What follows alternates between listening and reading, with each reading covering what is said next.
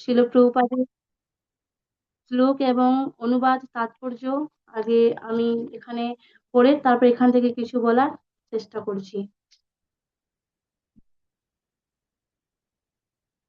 দদর্শ তত্রায়বিজিতম ধরাধরম পুণ্যমান অবনীময়গ্রদংষ্ট্রয়া মুষ্ণম তম অক্ষ্ণাশরচরুণশ্রিয়া জোহাশ্চয়োঃ বনগোচরমিগঃ।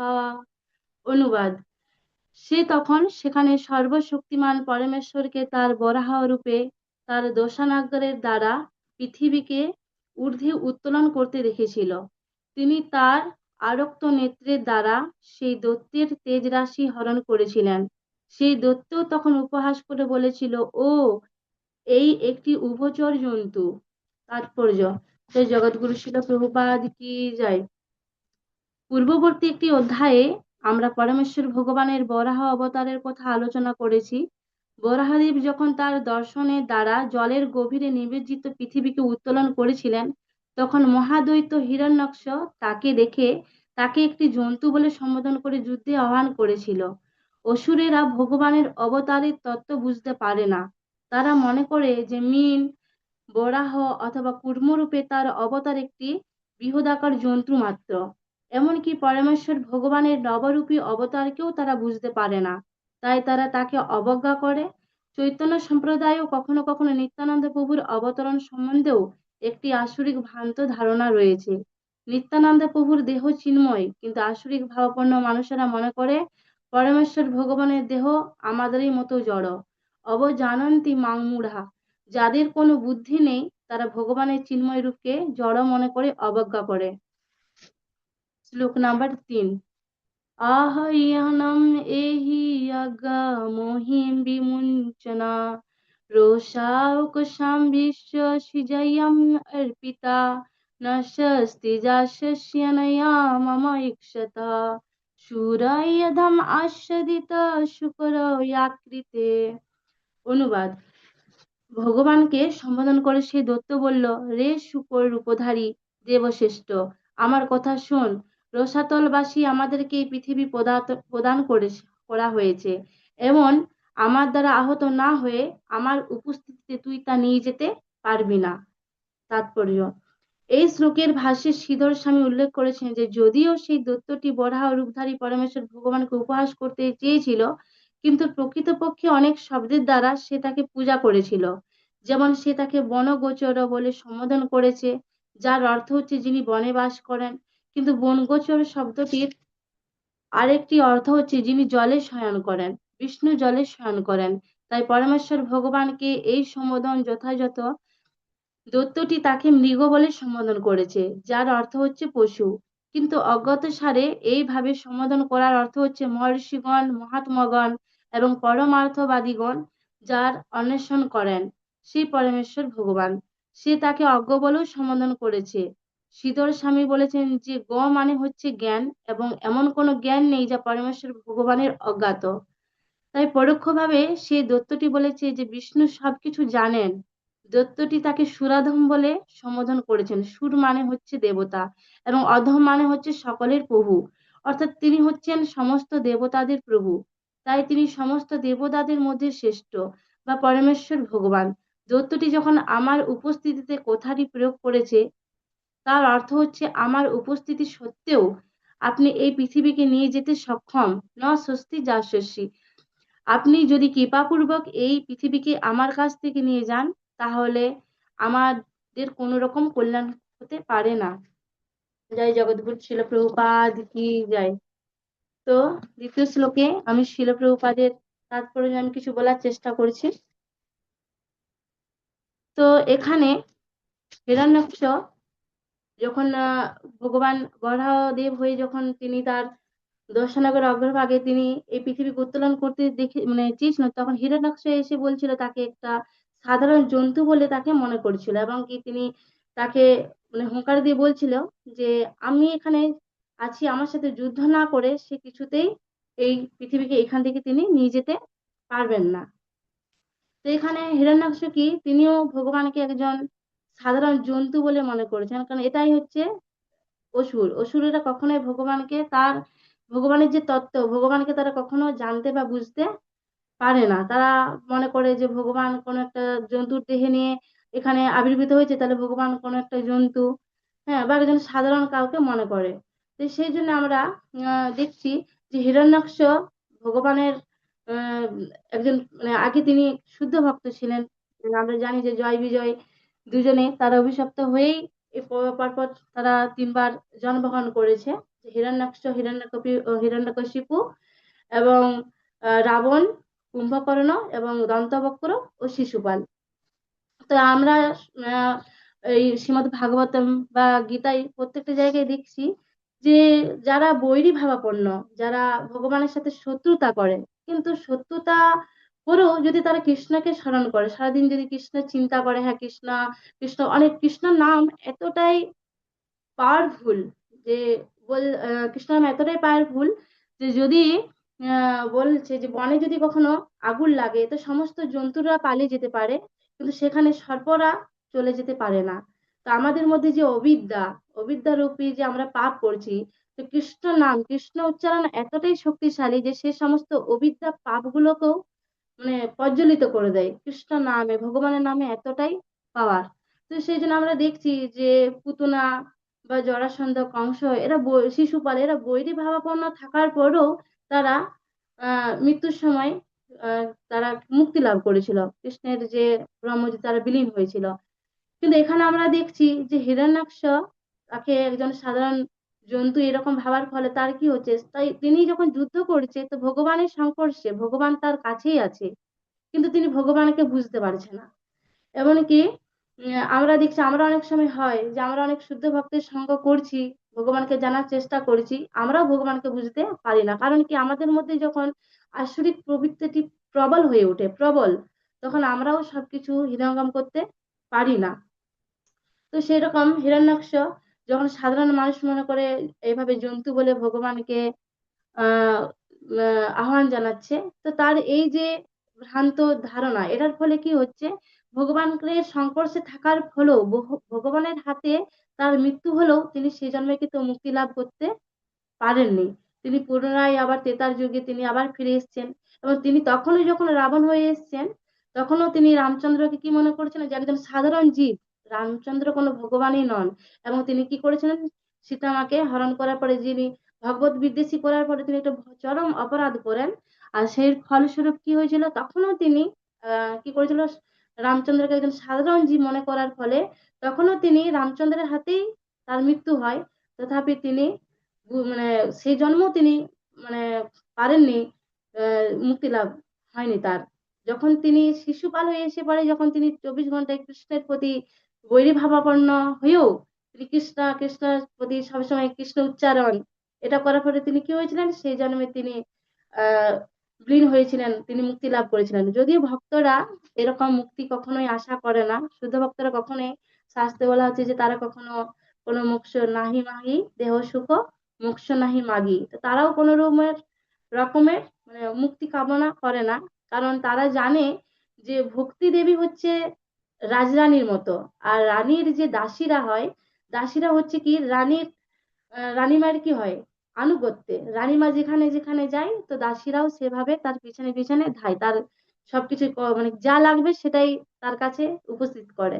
তো ভক্তি দেবী হচ্ছে আমাদের ভক্তদের কাছে এরকমই, যে ভক্তি দেবী হচ্ছে, ভক্তি দেবী যখন আগে চলে তো ধর্ম, অর্থ, কাম, মোক্ষ এগুলো তার পিছনে পিছনে যায়। ঠিক আছে, তো আমাদের এগুলো কখনোই, শুদ্ধ ভক্তরা কখনো এরকম ধর্ম, অর্থ, কাম, মোক্ষের পিছনে তারা ছোটে না। তারা জানে যে ভগবান আমাদের যেভাবে রাখে তারা সেভাবেই থাকতে ভালোবাসে। আর তারা জানে যে অন্য হাবিলের সাথে শূন্য, জ্ঞান কর্মাদি অনাবৃতম, আনুকূল্যেন কৃষ্ণানু জ্ঞান কর্মাদি অনাবৃতম। তো এখানে হচ্ছে তারা জানে যে শুদ্ধ ভক্তরা জানে যে কৃষ্ণ যেভাবে চান সেভাবে আমাদের সেবা করা উচিত। কিন্তু আমাদের মধ্যে কি জড় বিষয়টা হচ্ছে আমাদের কাছে একটা আসুরিক। যতক্ষণ আমরা ভাববো যে আমরা জড়জাগতিক জীবনটাকে অনেক স্ট্রং করব আর ভক্তি জীবনটাকে অনেক স্ট্রং করব, এটা আমাদের পক্ষে সম্ভব না। যখন আমরা জড় বিষয়টাই হচ্ছে আসুরিক, তো ওটাকে যখন আমরা আমাদের মন থেকে, হৃদয় থেকে বাদ দিতে পারবো, তো তখন আমাদের হৃদয় এতটাই নির্মল হবে যে আমাদের সেই হৃদয়ে কৃষ্ণকে আমরা অনেক ভালোভাবে উপলব্ধি করতে পারবো। তো এখানে চৈতন্য সম্প্রদায় বলেছে কখনো কখনো নিত্যানন্দ প্রভুর অবতরণ সম্বন্ধেও একটি আসরিক ভ্রান্ত ধারণা রয়েছে। যে এই জগতে অনেক আমরা এটা নিদর্শন দেখছি যে আমাদের প্রত্যেকটি গ্রামে গঞ্জে বা সব জায়গাতেই এখন হয় যে একটা বছরের একটা সময়ে যে মহাপ্রভু আসেন আর তারা খুব ধুমধাম করে একটা আয়োজন করে। বিশাল একটা ব্যাপার, 4 দিন ধরে বিশাল তার লাইট প্যান্ডেল। কিন্তু তারা মহাপ্রভুর যে মহাপ্রভু যে কে, বা নিত্যানন্দ প্রভু কে, বা মহাপ্রভু বা নিত্যানন্দ প্রভু এই জগতে প্রকৃতপক্ষে যে কি চেয়েছে, জীবের কি কল্যাণ চেয়েছে, তারা কিন্তু সেটা জানে না। কারণ তারা ভ্রান্ত। তারা মনে করে যে হ্যাঁ চৈতন্য মহাপ্রভু নিত্যানন্দ প্রভু একজন সাধারণ কেউ। হ্যাঁ, তারা সবকিছু করেছে কিন্তু তারা সিস্টেম জানে না। এর ফলে কি হয়, এর ফলে আমরা দেখছি যে হ্যাঁ তারা 3 দিন 4 দিন ধুমধাম করে বিশাল একটা ব্যাপার করছে, তারপর তারা মহাপ্রভুকে ভুলে যায়। তারা জানেই না যে মহাপ্রভুকে, নিত্যানন্দ প্রভুকে। তারপর সে ফাঁকা হরিমেলায় দেখছি নিত্যানন্দ প্রভু আর গৌর হরি পড়ে আসে, আর কারো আর ভূক্ষেপ নেই যে তাদেরকে আর কিভাবে সেবা করতে হবে। তো এটাই হচ্ছে আমাদের সব থেকে ভ্রান্ত একটা, যে আমরা যতক্ষণ ভগবানের তত্ত্ব না উপলব্ধি করতে পারবো, এটাই ততদিন আমরা ভালো করে ভগবানের ভক্তি করতে পারবো না। কিন্তু ভগবান বলছে অবজানন্তি মাংমুরা, যাদের কোনো বুদ্ধি নেই তারা ভগবানের চিন্ময় স্বরূপকে জড় বলে মনে করে অবজ্ঞা করে। এই জগতে অনেক কেউ আছে, তারা একটু হয়তো কেউ নিরামিষ ভোজী, হ্যাঁ, বা কোনো হয়তো জড়জাগতিক নিজেদের মনের জাগতিক কামনাগুলোকে পূরণ করার জন্য তারা হয়তো কোনো দেবদেবীর স্মরণ নেই, কিন্তু ভগবান তাদেরকে ভগবত বিদ্বেষ, শাস্ত্রে তাদেরকে ভগবত বিদ্বেষী বলে, এবং তারা মূঢ়, তাদের কোনো বুদ্ধি নেই। কারণ যতক্ষণ না আমরা আমাদের চেতনাকে আমরা না কৃষ্ণ ভক্তিতে না লাগাতে পারবো, ততক্ষণ আমরা জড়জাগতিক এমনকি আসরিক প্রবৃত্তি থাকবো। তো এই শ্লোকে এখানে আহ ভগবানকে সমাধান করে দত্ত বলছে, হে শুকর শুকর রূপধারী দেবশ্রেষ্ঠ, আমার কথা শোনো।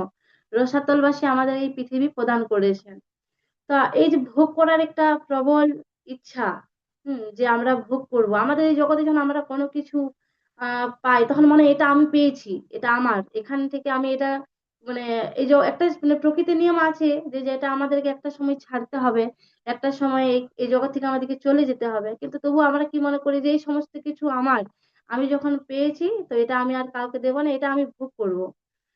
তো আমাদের ভোগ করার ইন্দ্রিয় যে এটা কখনো আমাদের কাছ থেকে নিবৃত্ত হবে না মৃত্যুর দিন অবধি। তো ভগবান বলছে একটা শিশু যেরকম নিজের ইচ্ছাতে মানে হাঁটার চেষ্টা করে, হাঁটতে পারে না, হাঁটতে যে হয়তো অনেকবার হাঁটতে যায় কিন্তু বারবার পড়ে যায়, কিন্তু সে নিজের সেই ইচ্ছা শক্তিতেই কি হয়, সে যখন একটা দিন খুব সুন্দরভাবে হাঁটতে শিখে যায়।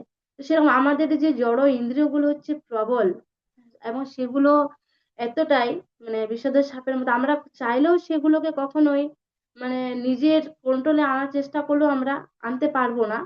কিন্তু যেভাবে একটা শিশু পারে না, কিন্তু চেষ্টা করার ফলে তার ইচ্ছা শক্তির প্রভাবে সে একদিন খুব সুন্দর করে হাঁটতে শিখে যায়। তো সেখানে আমাদের এখানে পূর্বতন আচার্য বলছে যে হ্যাঁ আমরাও পারবো, যদি আমরা আমাদের ইন্দ্রিয়গুলিকে এইভাবেই সংযত করতে করতে একদিন চেষ্টা করি, তো একদিন আসবে যে আমরা আমাদের ইন্দ্রিয়গুলোকে সব দিক থেকে সংযম করতে পারবো। তো কৃষ্ণ এখানে, কৃষ্ণ হচ্ছে সর্বাকর্ষক। কৃষ্ণ যে তিনি প্রত্যেকটি জীবের হৃদয়ে বিরাজমান, কিন্তু আমাদের এই জগতে প্রত্যেকটি জীবই আমরা বুঝে উঠতে পারি না যে কৃষ্ণ কে। হ্যাঁ, কৃষ্ণের যে বহিরঙ্গা শক্তির দ্বারা আমরা এতটাই আচ্ছাদিত, তো আমরা যে কৃষ্ণের যে সন্তান সেটাও আমরা বুঝতে পারি না। তো এইভাবে মানে দেখছি যে হিরণ্যাক্ষ তিনি কিভাবে মানে চাইছে ভগবানকে কটাক্ষ করতে, ভগবানকে অনেক রকম উপহাস করছে, তাকে একজন পশু বলে করছে, কিন্তু তিনি প্রকৃতপক্ষে তাকে অনেক শব্দের দ্বারা পূজা করছিল, তাকে বনগোচর বলছে যে এই বনগোচর। হ্যাঁ, কিন্তু তিনি জানেন না যে বনগোচর মানে হচ্ছে যিনি জলে স্নান করেন, একমাত্র বিষ্ণু ভগবানই হচ্ছে কি জলে স্নান করেন। হ্যাঁ, তাই ভগবানই এখানে হচ্ছে যথাযথ। তো এরকম জড়জগতে দেখি যে অনেকেই কৃষ্ণকে অনেক ভাবে বলে যে হ্যাঁ কৃষ্ণ একজন লম্পট পুরুষ, কৃষ্ণ কোনো ভগবান নন। কিন্তু এই শব্দের দ্বারাগুলো অনেক সময় দেখা যায় যে ভগবানকে তারা বুঝতে পারছে না, কিন্তু ভগবানের প্রত্যেকটা কথাতেই কিন্তু ভগবান যেন মহিমান্বিত হচ্ছে। তো আমাদের যে মানে আমরা ভাবছি যে আহ, এভাবে মানে ভগবানকে নিয়ে নানা রকম কটাক্ষ করে ভগবান সম্বন্ধে ইয়ে করেছে। তো রসাতলবাসী আমাদেরকে পৃথিবী প্রদান করেছে, তা আমার দ্বারা আহত না হয়ে আমার উপস্থিতিতে তুই তা নিয়ে যেতে পারবি না। হিরণ্যাক্ষ বলছে আমি আমার দ্বারা আহত হতে হবে। এরকম হিরণ্যকশিপু ভেবেছিল যে ডাকো, কোথায় তোমার ভগবান, তাকে সামনে নিয়ে আসো। ভেবেছিল যে ভগবান যখনই সামনে আসবে তো আমি তাকেই আমার গদার দ্বারা বা আমি তাকে হত্যা করব। তারপর যেহেতু তারা ছিল ভগবত বিদ্বেষী, ভগবানকে সবসময় মারার জন্য তারা উদগ্রীব হয়ে থাকতো, ভগবানকে দেখতে পেলে আমি ভগবানকে মারবো। তো সেরকম এখানে হিরণ্যাক্ষ বলছে যে আমার সামনে তুমি আহত না হয়ে তুমি এই কাজটা করতে পারবে না। তো মানে এটা অসুররা জানে না যে তাদের বুদ্ধি, তাদের যে মূর্খ বুদ্ধি ভগবানের বুদ্ধির কাছে মানে সবসময় তারা হার মানে, তারা কিছুতেই পারবে না। ভগবানের বুদ্ধি, ভগবান হচ্ছে সর্বশ্রেষ্ঠ, ভগবান সবকিছুই জানেন। হ্যাঁ, তা ভগবানের সম্বন্ধে তাদের কোনো ধারণাই নেই। যেভাবে আমরা দেখছি যে ভগবানকে অনেক সময় কি বলে রণচোর।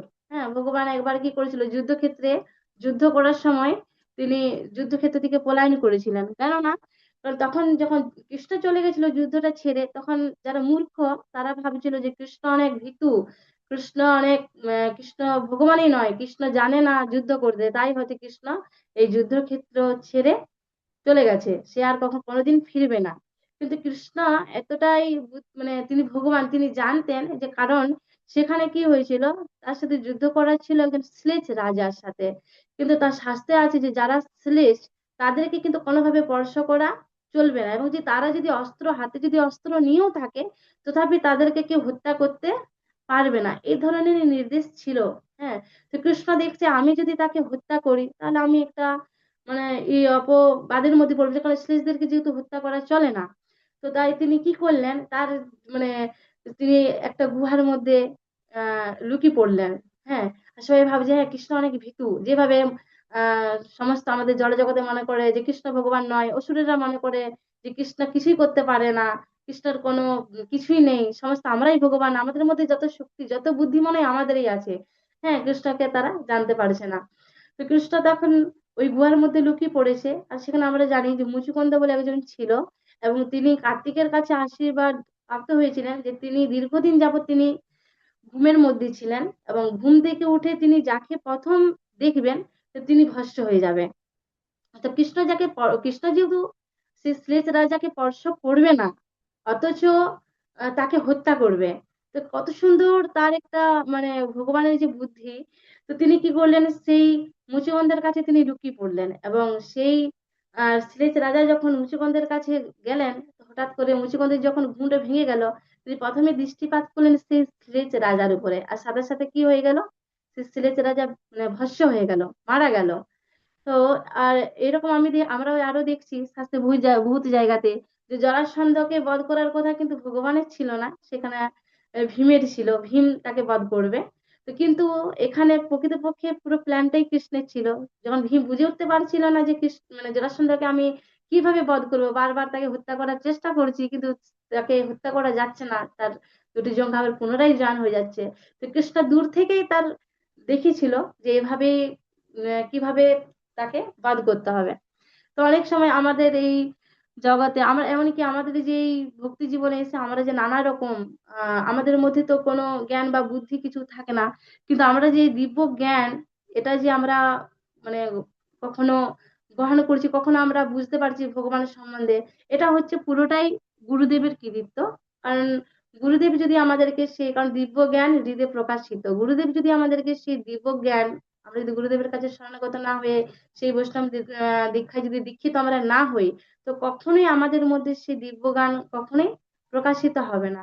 একমাত্র গুরুদেবের কৃপাতেই আমরা গুরুদেবের যখন সঠিক নির্দেশগুলো আমরা পালন করছি বা করার চেষ্টা করছি, তখনই আমাদের মধ্যে সেই জ্ঞান, আমরা চেষ্টা করছি ভগবানকে জানতে পারার বা ভগবানকে একটু বোঝার। তো গুরুদেব পুরোটা হচ্ছে পুরোটাই গুরুদেবের কৃতিত্ব। গুরুদেব উনি আমাদেরকে সম্পূর্ণভাবে সাহায্য করছে। হ্যাঁ, যেহেতু আমরা সকলে ওনার ছত্রছায়ায় আছি, উনি চেষ্টা করেছেন যে আমার শিষ্যরা ভালোভাবে জ্ঞান অর্জন করে তারা যাতে অনেক ভালো একজন শুদ্ধ ভক্ত হয়ে আমার কাছে তারা আসতে পারে, গোলক বৃন্দাবনে তারা সকলে যেতে পারে। তো এখানে শাস্ত্রে খুব সুন্দর বর্ণনা আছে, যে আমাদের একদিন ক্লাসে হচ্ছিল যে আমরা অনেক সময় হয়তো ভক্তি করতে করতে একটা জায়গায় আসবে একটা সময় যে আমরা ভগবানের যখন কোনো পার্শ্বদের পদাঙ্ক অনুসরণ করব। হ্যাঁ, শিলরূপ গোস্বামী, শিল শ্রীজীব গোস্বামী। হ্যাঁ, কারণ আমরা যখন কোনো ভালোভাবে ভক্তি করব, আমরা নিজের ইচ্ছা মতো ভক্তি করতে চাইলেও আমাদের পক্ষে ভক্তি করা সম্ভব নয়। যতক্ষণ না আমরা ভগবানের কোনো প্রিয় ভক্তের পদাঙ্ক অনুসরণ না করব, ততক্ষণ আমরা ভালো ভক্তি করতে পারবো না। যদি আমরা ভালো ভক্তি করতে চাই, তাহলে ব্রজের হয়তো নন্দ মহারাজ, উনি কিভাবে ভগবানের, ওনার পদাঙ্ক অনুসরণ করতে হবে, অর্জুনের পদাঙ্ক অনুসরণ করতে হবে।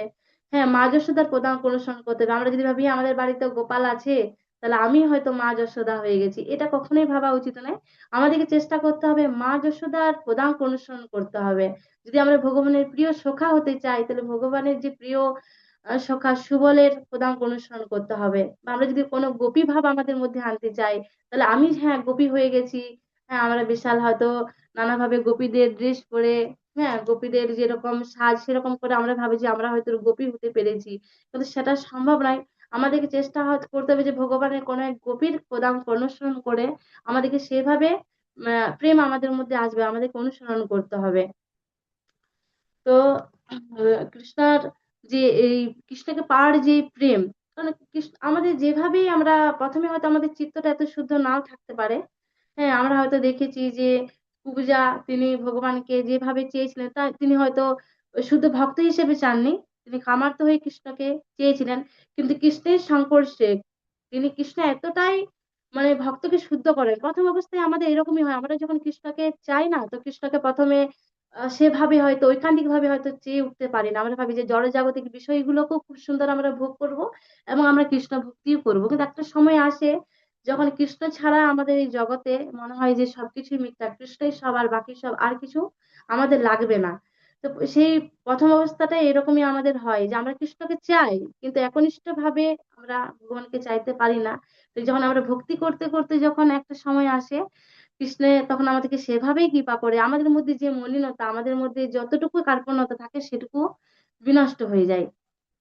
তো এভাবে আমাদেরকে তো এটা আমাদের যে ভক্তি করতে করতে অনেক সময় আসবে যে আমাদের একটা ভক্তির যে ভাব, সেই একটা স্তর আসবে, তখন আমাদের মনে হবে যে আমাদের অনেক আমরা অনেক ভক্তি করেছি। হ্যাঁ, আমাদের তারকৃষ্ণ নামদাস প্রভু একটা সুন্দর ক্লাসে বলছেন যে একদিন ভক্তি করতে করতে রাগানুগা ভক্তি আমাদের মধ্যে আসবে। হ্যাঁ, তো রাগানুগা ভক্তি মানে এরকম নয় যে গৃহস্থের সাথে কারোর সাথে রাগ করে আমরা বৃন্দাবনে বা ব্রজে চলে গিয়ে ভক্তি করলাম, এটাই আমাদের রাগানুগা ভক্তি, তা কিন্তু নয়। আমরা যখন বুঝতে পারবো যে কৃষ্ণের সাথে যে আমাদের পাঁচটা রস আছে, সেটার মধ্যে একটা যখন উপলব্ধি করতে পারবো, তো সরাসরি গুরুদেবের কাছে যে আমাদেরকে আলোচনা করতে হবে, তার নির্দেশ আমাদেরকে পালন করতে হবে যে আমাদের কিভাবে আমি এরপর ভক্তি করব। কারণ আমরা যে স্তরে এখন তো আমরা বৈদিক ভক্তি অনুসরণ করছি, এখন আমাদের মধ্যে হয়তো, বিশেষ করে আমার মধ্যে, স্বতঃস্ফূর্ত ভক্তি মানে হচ্ছে রাগানুগা ভক্তি, যে আমি নিজের ইচ্ছায় সবকিছু করব ভগবানের জন্য, সেই ভগবানের জন্য সবসময় তৎপর হয়ে থাকা, এটা হয়তো আমরা হয়ে উঠতে পারছি না। এখন হয়তো আমরা বৈদিক ভক্তি অনুশীলন করছি, কিন্তু একটা সময় আসবে এই ভক্তি করতে করতে যখন আমরা স্বতঃস্ফূর্ত আমরা ভক্তি করতে পারবো, তখনই আমরা সেই পাঁচটি রসের দ্বারা ভগবানের সঙ্গে যুক্ত হতে পারবো। তো তখন যদি আমরা গুরুদেবের নির্দেশে আমরা, তখন আরো ভালো করে ভক্তি আমাদেরকে করতে হবে। কিন্তু আমরা যদি ভাবি যে হ্যাঁ আমার মধ্যে খুব ভক্তি, তাহলে আমি হয়তো চলে যাই বৃন্দাবনে, সেখানে গিয়ে আমরা ভক্তি সাধন করব, তাহলে সেই ভক্তিটা তখন সেই মুহূর্তে হয়ে যাবে সহজিয়া। কারণ কি, অনেক অনেক এক জন্মের ভাগ্যের ফলে নয়, বহু বহু জন্মের, কোটি কোটি জন্মের ভাগ্যের ফলে কোনো মানুষ, আমরা সেই সদ্গুরুর সন্ধান পেয়েছি, তাকে আমরা পেয়েছি এবং তার কৃপাতে আমরা ভক্তি জীবন করেছি। আর এরপরে যদি সেই সদ্গুরুকে যদি আমরা একবার ত্যাগ করে ফেলি, তাহলে অনেক কোটি কোটি কল্প চলে যাবে, তবু আমরা সেই সদ্গুরুকে খুঁজে পাবো না, সেই সদ্গুরুর সন্ধান পাবো না। তো এভাবে আমাদের সকলের ভক্তি জীবনে আমরা এগিয়ে যাব। আমি আজকে এখানেই ক্লাস শেষ করছি। আমি জানি না আমার জানতে অজান্তে আমি কি বলে ফেললাম, যদি আমি কোনো কিছু ভুল বলে থাকি তো সকলে আমাকে ক্ষমা করবেন। হরে কৃষ্ণ। বিষ্ণু, অসংখ্য অসংখ্য ধন্যবাদ। যদি আপনাদের কোনো প্রশ্ন কমেন্ট থাকে তবে আপনারা রেজিস্ট্রেশন করতে পারেন।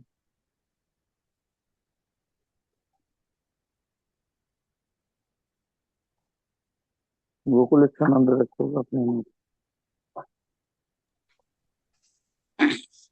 মাতাজি, আপনার জন্য কোটি কোটি ধন্যবাদ, প্রণাম। হরে কৃষ্ণ প্রভু প্রণাম।